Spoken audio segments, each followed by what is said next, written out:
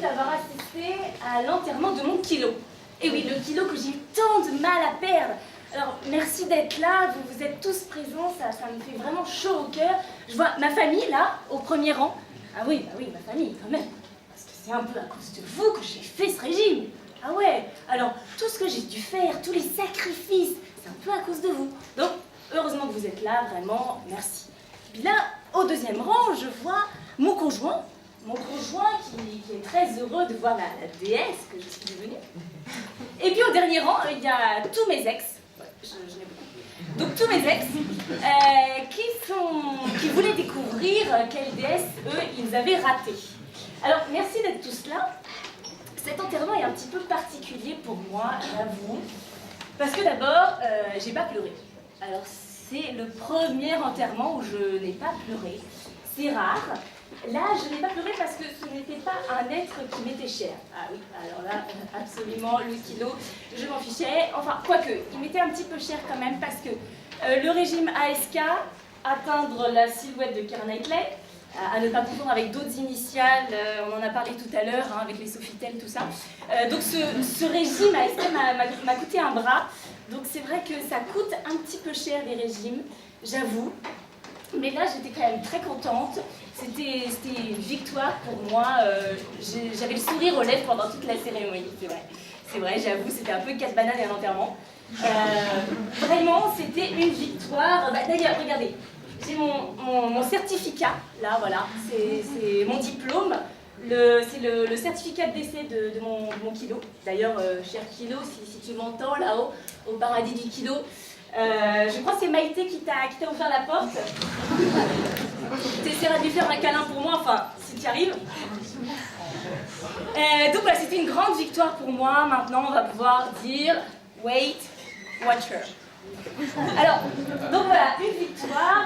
Et puis je disais, cet enterrement est un peu particulier pour moi aussi parce que là, je n'ai pas pleuré, mais il y a aussi le fait que normalement, avec un enterrement, il y a une fin, quoi.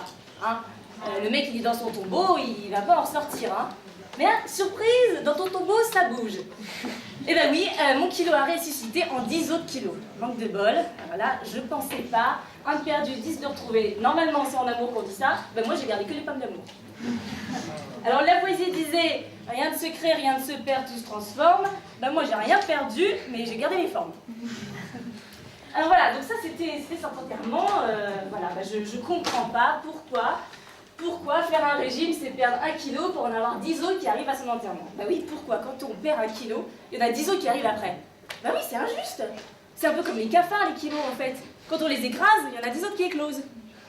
Bon, alors il y a 3 raisons à ça. Enfin, c'est ce que j'ai essayé d'imaginer. Hein. 3 raisons. La première, je dirais, que quand on fait un régime, après on se relâche. Ah ouais, on se relâche parce que c'est tellement dur, tellement dur. Je vous vois venir là, les filles, vous avez fait des régimes, vous le savez. D'ailleurs, les mecs aussi, hein. Il y en a quelques-uns dans la salle, je sais qu'ils ont fait des régimes, qui veulent pas le dire, mais je le sais moi. Donc, ouais, quand on fait un régime, après, on se relâche, on desserre la ceinture, et du coup, on mange, et tous les kilos qu'on a perdus, on les reprend. Alors, c'est vraiment bête parce qu'on a vraiment fait un sacrifice, donc il ne faut pas perdre tous les efforts qu'on a fait, c'est très important ça, il faut garder le cap, mais on n'y arrive pas, on se relâche, donc c'est vraiment très dur, mais bon. Le deuxième argument, c'est de dire que quand on fait un régime, on est obsédé. Voilà, on est concentré sur ça. On y pense tout le temps, on en parle tout le temps, on mange tout le temps, on devient un peu ennuyeux sur les bords, hein, ça c'est vrai. Et à force d'y penser, on a faim.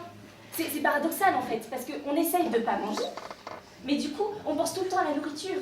Ça devient le centre de l'attention, le centre de notre vie. Et du coup, on mange même quand on n'a pas faim, on grignote, on mange en dehors des repas. Et donc, on grossit. Donc, on avait peut-être perdu 1 kilo au départ, mais en fait, on les reprend tout de suite après. Alors, c'est vrai, avant, ma priorité, c'était mon taux de réussite en soirée. Ben, maintenant, c'est le taux de calories sur ma SSS, salade sans sucre. Donc, voilà. Avant, je me baladais, le cœur ouvert à l'inconnu. Maintenant, non, maintenant, je ne sors pas. Bah oui, je suis pétrifiée dehors. Vous avez pas vu? Toutes les enseignes, là, les boulangeries, les pâtisseries. Mais c'est horrible, ça me fait peur, moi. Ah non, je sors plus, sortir est devenu un calvaire. Du coup, bah, qu'est-ce que je fais? Je reste cloîtrée chez moi.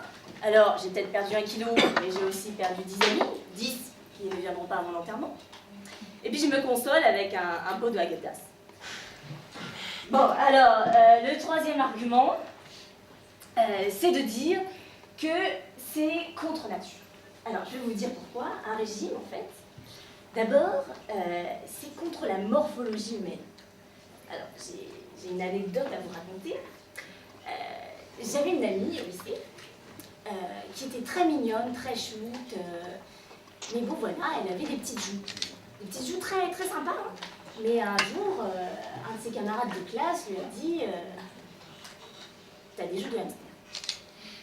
Alors ça l'a complètement complexée, et du coup, elle s'est empressée de faire un régime. Alors, c'est très bien un régime. Nous, on la voyait à la cantine. Au départ, il y avait entrée, plat, dessert.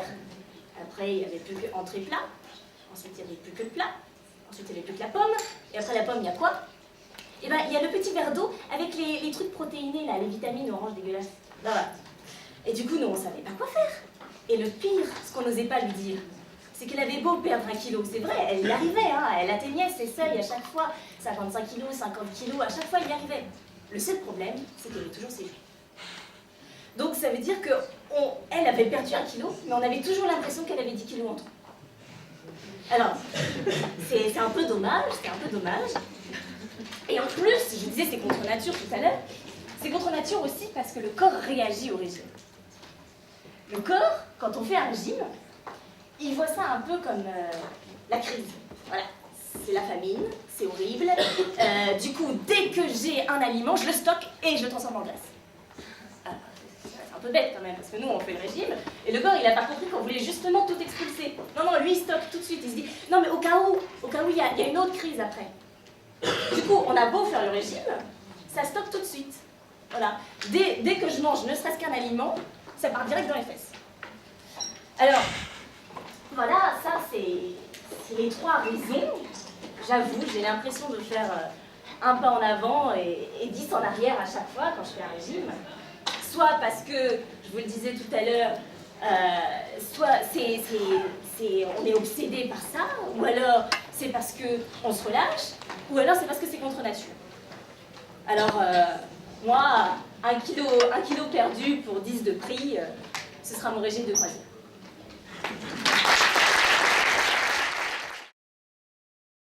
Je m'appelle Brieux et aujourd'hui je vais plaider le contre du sujet suivant. Faire un régime, c'est perdre 1 kilo pour en avoir 10 autres qui viennent à son enterrement. Pour être honnête avec vous, je suis ravi, vraiment ravi de plaider ce sujet devant vous. Et dans les minutes qui viennent, je vais essayer de vous expliquer pourquoi. Mais avant ça, je vais quand même faire un petit détour. Bon, pour commencer, avant tout, et comme le prénom l'indique, je suis breton. Et oui, on peut faire le M sans être parisien. Désolé les gars. Et donc, encore hier, j'avais la chance de m'adonner à mon activité favorite, la voile, en bec qui bronze, sous un grand soleil breton, comme vous pouvez le voir à mon teint hâlé. Donc bon, le premier parigot qui me dit qu'en Bretagne il fait jamais beau, hein, il m'appelle et qu'on s'explique. En même temps, vous à Paris en ce moment, vous avez quoi vous occuper avec les particules fines. Voilà. Donc hier, après la navigation, je me dirige vers ma voiture pour attraper mon TGV qui va me ramener à Lyon devant vous. J'allume mon téléphone, email de Verbatim, sujet des PDM sur les régimes. Et là, je me dis, Verbatim, je vous ai fait quelque chose, comment ça se passe, vous voulez me faire culpabiliser, en fait vous m'avez vu, m'enfiler la boîte de pâté ENAF et le paquet de bounty, voilà. Mais bon, passons, je vous pardonne. En fait, les régimes, moi, c'est quelque chose que je connais bien, c'est un peu ma spécialité, ma boîte de candeur. Comme je vous l'ai dit, j'ai la chance de pratiquer un sport, ou la malchance peut-être devrais-je dire, qui m'impose de régulièrement faire des régimes. Je sais ce que vous dites dans vos petites têtes. Non mais Brieux, arrête ton char, la voile c'est pas un sport, le bateau il avance tout seul, je suis sur le pont, pas étonnant que tu prennes du poids, espèce de gros sac. Merci les gars.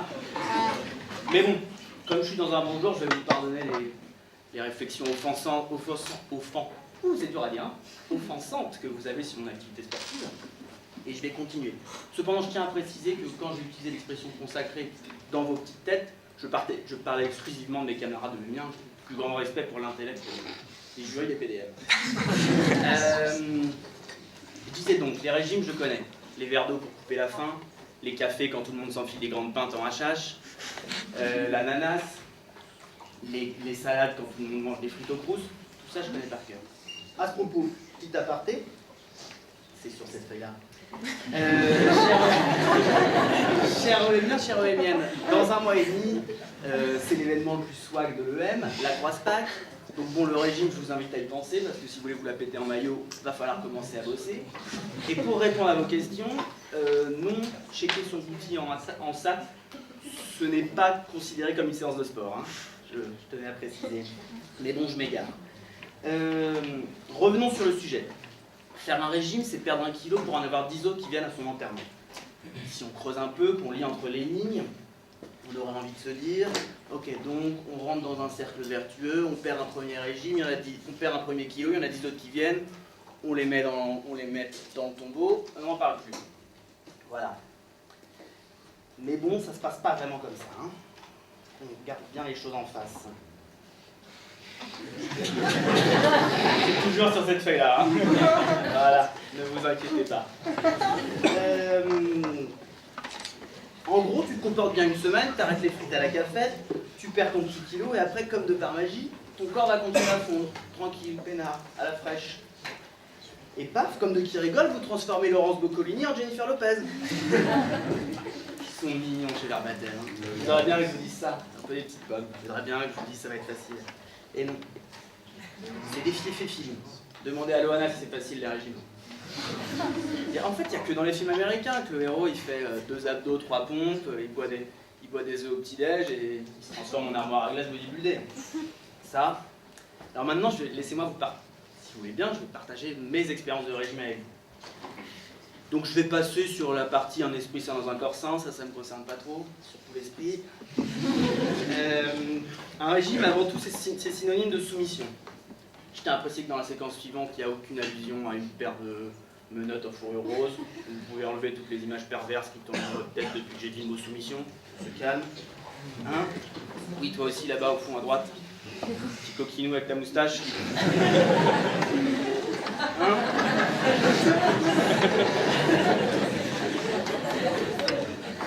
Donc, soumission. Mais soumission à quoi?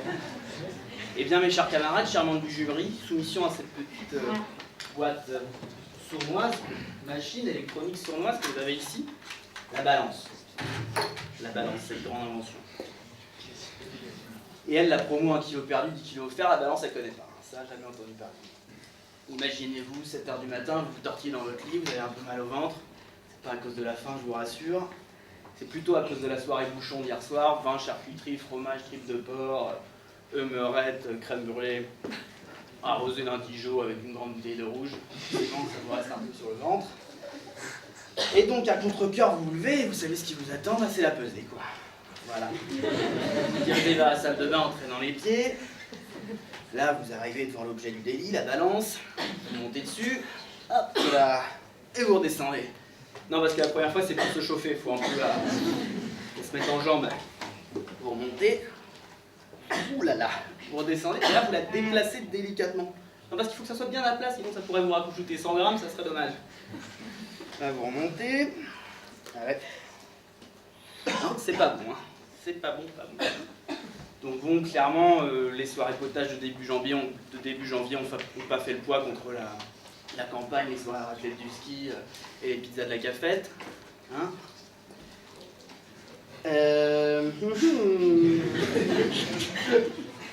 Donc voilà, faire un régime, c'est ça, c'est se soumettre à une boîte électronique qui te dit si oui ou non, tu as le droit de mettre du beurre dans tes pâtes.